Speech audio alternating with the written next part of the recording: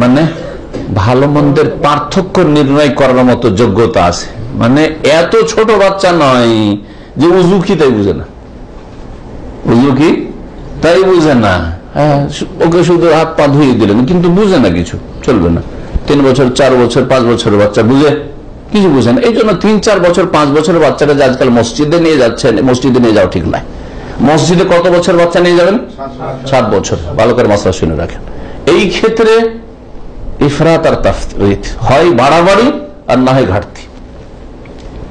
মুসলিম জাতি আজকাল হয় বাড়াবাড়িতে আছে আর না হলে ঘাটতিতে আছে। কেমন করে? মসজিদে নিয়ে যাওয়ার ক্ষেত্রে রমজান মাস আসলে বেদিন বেনামাজি গুলো কিছু নামাজি হয়ে যায়, আর নামাজি হয়ে গেছে কিন্তু ছেলে মেয়ের মায়া 10 মিনিটে 5 মিনিটের নামাজে ছাড়তে পারে না, সুতরাং ফজর নামাজে কোলে করে নিয়ে চলে যায় 3 বছর 4 বছরের বাচ্চা।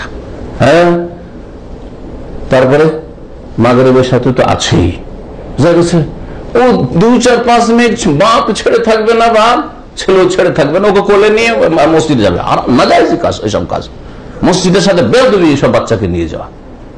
3 বছর 4 বছর 5 বছর বাচ্চা, যার তমিজ নেই, পেশাব করে দিবে, পায়খানা করে দিবে এই দিক থেকে ওই দিকে দিল দৌড়, হ্যাঁ প্যাঁ করে চিল্লে উঠলো, কান্না করে উঠলো, সবার নামাজে খুশু নষ্ট করলো। জায়েজ না? জায়েজ কাজ। এটা হচ্ছে বাড়াবাড়ি। হয় বেনামাজিদের এই রমজান মাসের মৌসুমে মসজিদকে, আমি তো বলি মাঝে মাঝে, মসজিদ টয় টাউন করে দিয়েছে এরা। আজকালকার মুসলিমরা মসজিদকে খেলনা ঘর অথবা সমুদ্র বিচ, হ্যাঁ অথবা পার্ক বানিয়ে ফেলেছে। বাচ্চাদেরকে নিয়ে যাও পার্কে, যা আমোদ ফুর্তি করতে, মসজিদেও যায় আমোদ ফুর্তি করতে। আর না হলে খুব বেশি ভালোবাসে, আমাদের চাইতে বেশি ভালোবাসা ওরা ছেলে মেয়েকে, যার ফলে 5 মিনিটে ছেড়ে 10 মিনিট ছেড়ে থাকতে পারে না, মসজিদে নিয়ে যাবে এসব ছোট ছোট বাচ্চাদেরকে। নাজায়েজ কাজ, এটি ভালো করে শুনে রাখে। আর একটা হচ্ছে তাফরিত, মানে হ্যাঁ এই ক্ষেত্রে এর বিপরীতটা, যে বাচ্চাদেরকে নেওয়াই যাবে না। আর যদি বাচ্চা চলেও যায় 7 বছর 8 বছর 9 বছর 10 বছর, তো সবগুলিকে পেছনে তাড়িয়ে দাও। কি করো? দাও পেছনে তাড়িয়ে, বাচ্চাদের লাইন আলাদা। জামা মসজিদে দেখেছেন বাংলাদেশে এরকম চিত্র, তাই না? তো দেখেন এক ধরনের ত্রুটি আমাদের দেশে, বাচ্চাদের সাথে দুর্ব্যবহার।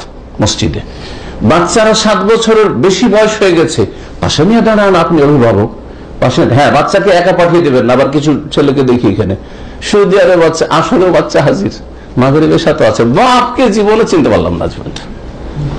কিছু বাচ্চা এমন আছে যে মাশাআল্লাহ বাচ্চা, মাঝে মাঝে বাচ্চাগুলোকে দেখে আফসোস হয়, আর দোয়া করি যে আল্লাহকে হেদায়েত রাখা, আর ওর বাপের কবল থেকে আল্লাহ বাঁচায়, বাপের অনিষ্ট থেকে, বেনামাজির অনিষ্ট থেকে। কারণ এই ছেলে সাবালক হইলে ওর বাপের মতো বেনামাজি হবে। এখন না হয় ওর ফিতরাতে ইসলামের ওপর আছে, সে যেন নামাজে দৌড় দিয়ে চলে আসছে, জেগে আছে, দৌড় দিয়ে মসজিদে চলে আসছে, ছোট বাচ্চা। কিন্তু যখন একটু বড় হবে তখন কার মতো হবে? বাপকে ফলো করবে, মাকে ফলো করবে, বাপ মা বেনামাজি, সুতরাং আসবে না। আর সত্যি দেখতে পাচ্ছি ওই বাচ্চাগুলি এক মহল্লাতে, যেহেতু 14 বছর থাকি, ওই বাচ্চাগুলো যখন ছোট ছিল নামাজ পড়তে আসতো, এখন সাবালক হয়েছে নামাজ পড়ে না, যখন ফরজ হয়েছে তখন নামাজ পড়ে না। আউযুবিল্লাহ। এই যদি মুসলিম জাতির অবস্থা হয়, ইমান আমলের অবস্থায় নামাজের সাথে এই খারাপ আচরণ, তাহলে আল্লাহ কেন আযাব দেবেন না? কাফেরকে কেন চাপিয়ে দেবেন না? মায়ের কেন খাবেন না? এই হচ্ছে নতিজা, এই হচ্ছে রেজাল্ট। আসলে আমাদের দেশে যে দুর্ব্যবহারটা হয় বাচ্চাদের সাথে, হ্যাঁ বাচ্চাদের কি করে? পাশে রাখতে দেবে না, হ্যাঁ পেছনে সবগুলিকে তাড়িয়ে দেবে। আর পিছনে গিয়ে হইচই করছে, না হইয়া হাসছে। আর শুধু তারাই হাসে না, তাদের হাসিতে অনেক সময় শয়তান এমন সুযোগ পায় যে ছোটদের হাসিতে বড়রাও হাসি থামতে পারে না। আর অনেক সময় গোটা মসজিদের লোক হাসাহাসি শুরু করে দিয়েছে, এরকম অবস্থা তৈরি হয়ে যায়। নাজায়েজ কাজ, এটাও নাজায়েজ কাজ। এই 2 নাজায়েজ থেকে বাঁচবেন। যারা বাচ্চা নিয়ে যায় তাদেরকে বলি যে বাচ্চা পাশে রাখবেন। বাচ্চা কি করবেন? পাশে রাখবেন। 2 নম্বর কথা, বাচ্চাকে একাই মসজিদে যেতে দেবেন না। আর 7 বছরের উপরে নিয়ে যাবেন। 7 থেকে নিয়ে 10, 12, হ্যাঁ এগুলোতে বাচ্চা হয়তো একা যাবে না, সাথে নিয়ে যান। আপনার দেখা দেখি নামাজ পড়বে আপনার পাশে, বুঝতে পারছেন যে নামাজে ভুল টুল করছে, তাহলে সেটা ডেইলি সংশোধন করছে। আমার ছেলেরা আমার সাথে যায়, দেখি কোনোদিন হাত বাঁধছে, আবার এরকম করছে, তামিলের সাথে সাথে হয় নামাজের ভিতরে একটু ইঙ্গিত করলাম, আর না হলে নামাজের পরে তাকে, নামাজের পরে করে যদি হয়ে গেল দিয়ে একবারে, অনেক সময় হয় না বাচ্চা ভুলে যায়, তখন অনেক সময় নামাজের ভিতরে যাই যাচ্ছে। নামাজের ভিতরে নবী করিম সাল্লাল্লাহু আলাইহি ওয়াসাল্লাম আব্দুল্লাহ ইবনে আব্বাসকে কি করেছিলেন? বাম দিকে দাঁড়িয়ে গেছে। নবী সাল্লাল্লাহু আলাইহি ওয়াসাল্লাম তাহাজ্জুদের নামাজ শুরু করেছেন, আর ও খালার বাড়িতে, মাইমুনা রাদিয়াল্লাহু তাআলার বাড়িতে, খালার বাড়িতে। আর খালু হচ্ছে রাসূলুল্লাহ সাল্লাল্লাহু আলাইহি ওয়াসাল্লাম। হ্যাঁ, ছোট ছেলে। নবী সাল্লাল্লাহু আলাইহি ওয়াসাল্লামকে দেখে 7-8 বছর 9 বছরের ছেলে লাফিয়ে দাঁড়িয়ে গেছে, ও নামাজ পড়া শুরু করেছে, কিন্তু বাম দিকে দাঁড়িয়ে গেছে, ইমামের জায়গায় দাঁড়িয়ে গেছে। নবী সাল্লাল্লাহু আলাইহি ওয়াসাল্লাম এই কথা বললেন না যে থাক এখন নামাজ পড়ছি, কি করে নড়াচড়া করবো, ধরবো আর সরাবো, হ্যাঁ সালাম ফিরে নি তারপরে শিখাবো, করেছেন নাকি? করেন, কি করেছেন?